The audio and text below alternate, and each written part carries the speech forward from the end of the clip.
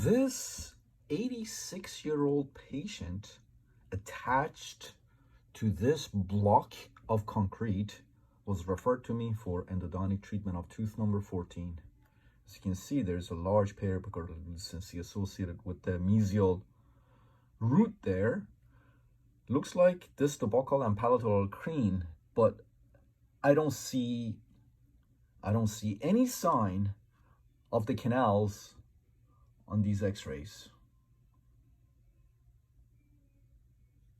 So patient had symptoms. Went over options with the patient. As I said, this patient is 86 years old and she has pretty much all her teeth. Talked to her and her daughter, and they wanted to try to see if we can save this tooth. And I told them, I said, I can't promise you anything. I can't even promise you I can find all the canals. And they said, please try it, because I'm 86 years old. I have all my teeth. I don't want to lose this tooth unless it's absolutely necessary. So try it. Let's see what happens. I said, okay. That's a PFM crown. So went through the PFM crown and take a look. I spent good amount of time on this tooth. Good amount of time.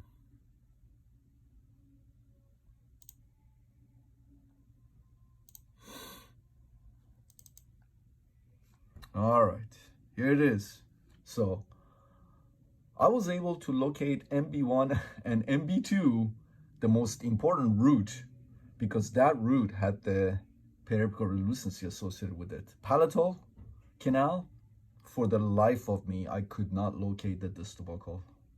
I troughed, and of course, I use a surgical operating microscope.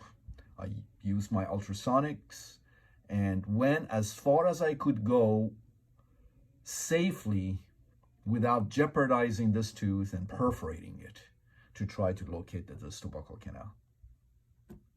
I was pretty deep and couldn't find it.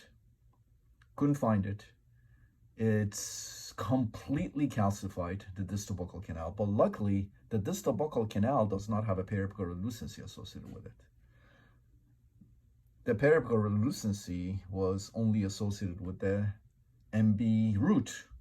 And as you can see, the MB root, we were able to locate MB1 and MB2. Look at that anastomosis, beautiful anastomosis between the MB1 and the MB2 canals.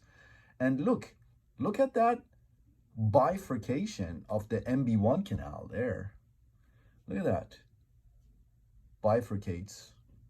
And MB2, of course, and palatal. I could not find the distal buccal, as I said. So let the patient know, let her daughter know. Prognosis guarded. We're going to have to monitor this tooth, but really, honestly, I'm pretty optimistic about this tooth because, as I said, the periapical relucency was only associated with the MB root. The distal buccal and palatal are clean, as you can see. So we went ahead and temporized the tooth and referred the patient back to her dentist for the permanent restoration. I told the patient, don't get a new crown because I don't want you to spend money on this tooth. Hopefully she'll come back to see me in 6 months for a post-op.